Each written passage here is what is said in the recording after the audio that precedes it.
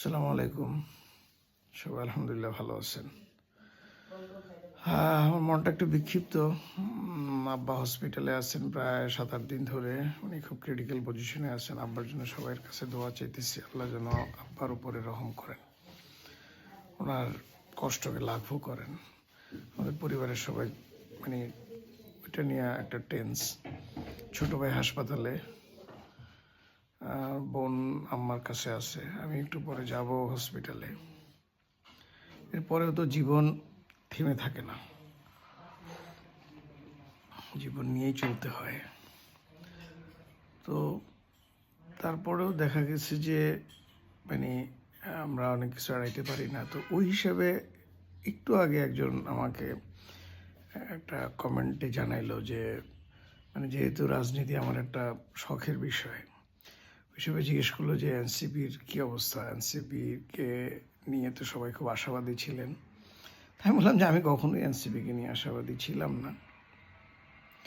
NCP শুরুতে যা ছিল এখনও তাই, এবং সেটা একসময় লুকোনোর চেষ্টা করছে, এখন সেটা প্রকাশ পেয়ে গেছে।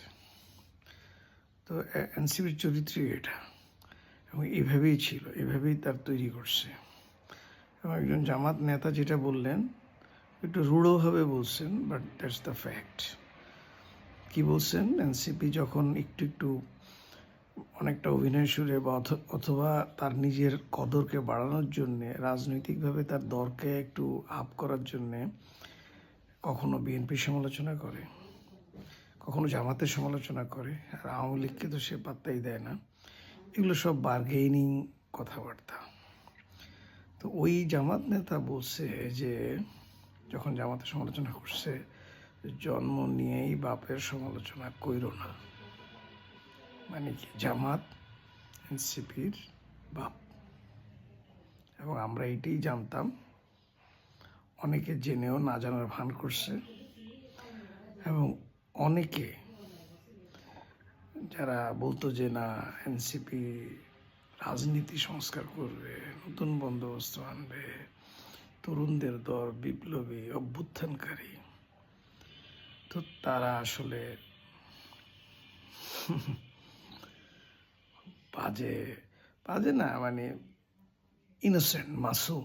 মাসুম আমরা যে রিয়েলি মাসুম, তাকে যখন মাসুম বলা হয় সেটা মাসুম মিন করে, কিন্তু একটা বয়স্ক লোককে যখন মাসুম মিন করে সে আসলে প্রতিবন্ধী। তো যারা রাজনৈতিক প্রতিবন্ধী তারা এনসিপিকে নিয়ে অনেক আশা ছিল।